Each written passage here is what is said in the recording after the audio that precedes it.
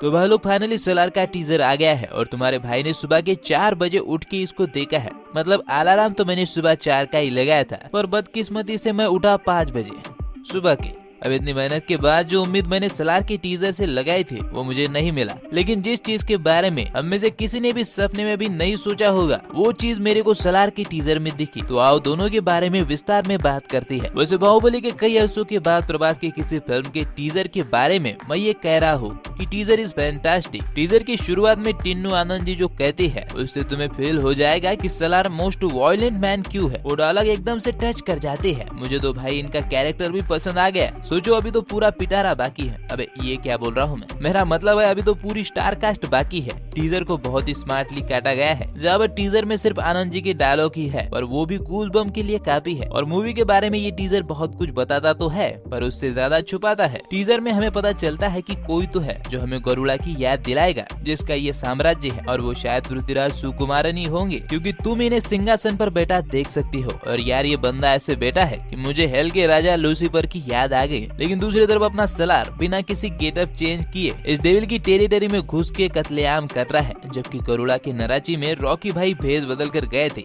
हालांकि सिचुएशन शायद अलग अलग होगी, लेकिन फिर भी इस बात से तुम सलार की पावर का अंदाजा लगा सकते हो। भाई ये बंदा बस मार काट में विश्वास रखता है। वैसे दूसरी तरफ टीजर हमसे बहुत कुछ छुपाता भी है, जैसे ये जगह कौन सी है और क्या वाकई में ये केजीएफ है, क्योंकि लग तो रही है। खैर इसके बारे में टीजर ब्रेकडाउन वाली वीडियो में डिटेल में बात करेंगे। लेकिन अगर केजीएफ से सलार के कनेक्शन की बात करूँ तो भाई लोग वो तुम टीजर के शुरुआत से ही महसूस कर सकते हो। अब इसकी डार्क टोन जो कि बिल्कुल केजीएफ की तरह है, इसके बारे में तो हम पहले से ही जानते थे, लेकिन उसके साथ ही टीजर शुरुआत में ही पूरी केजीएफ की वाइब देता है। इसका वो थ्रिलर म्यूजिक बिल्कुल केजीएफ से मिलता जुलता है और एक्शन के कई सारे सीन भी तुम्हें केजीएफ 2 की याद दिलाते हैं। या आर्मी का एक साथ आना या फिर इन गुंडों का एक साथ आना, और यहाँ तक कि सलार की फाइटिंग का स्टाइल भी रॉकी भाई से बहुत ही ज्यादा सिमिलर है। और ये अच्छा भी है, क्योंकि ऐसा होने के सिर्फ 2 ही कारण हो सकती है, या तो मेकर्स सेम है इसलिए, लेकिन वो तो कब्जा के भी थे, या फिर हो सकता है कि ये केजीएफ या फिर रॉकी भाई का कोई और साम्राज्य हो जो उसके जाने के बाद किसी और ने ऑक्यूपाई कर लिया है। और वही पे सलार की फाइटिंग स्टाइल रॉकी भाई से इसीलिए सिमिलर हो सकती है क्योंकि शायद रॉकी भाई ने इस सलार को ट्रेन किया हो। तो इस तरह से केजीएफ अभी भी सलार से कनेक्टेड लग तो रही है, जबकि टीजर में प्रशांत नील ने अपने को ऐसा कुछ भी नहीं बताया है। वैसे सही भी है, कोई भी अपना आखिरी पत्ता हुकुम का इक्का ही रखना चाहेगा, जो कि रॉकी भाई है भाई। लेकिन एक बात तो तय है कि प्रभास का इससे सॉलिड कमबैक होने वाला है। The rebel is back. हालांकि टीजर में प्रभास का चेहरा अपने को नहीं दिखाया गया है, लेकिन प्रभास की खून खराबे वाली फाइट देखकर मेरे दिमाग में सिर्फ 2 ही बातें आई। पहला तो ये कि सलार में बहुत ही ज्यादा ब्रूटल सीन हमें दिखाएंगे, और दूसरा ये कि इस बार प्रभास अपने फैंस को निराश नहीं करेंगे, ऐसा पर्सनली मेरे को लग रहा है। और यार सबसे बड़ा दाव तो यहाँ पर प्रशांत नील खेल गए। बंदे ने टीजर आने तक किसी को कानो कान खबर नहीं होने दी कि सलार के 1 से भी ज्यादा पार्ट बनने वाले हैं, जहाँ पर सलार पार्ट 1 चीज फायर है। चीज फायर का मतलब होता है ओपन फायर, यह भी एक अत्यंत भयंकर और अग्रेसिव वॉर में टेम्पररी विराम। अब मुझे तो ये दोनों मतलब बिल्कुल सही बैठते हुए दिख रहे हैं, क्योंकि सिचुएशन बिल्कुल वैसे ही है। एक तरफ अपना सलार ऑन फायर रहेगा और शायद लास्ट में बहुत ही ज्यादा खून खराबे के बाद इस भयानक जंग को थोड़ा सा विराम मिलेगा। पर जो भी हो, टीजर हमें सिर्फ सलार कितना वायलेंट है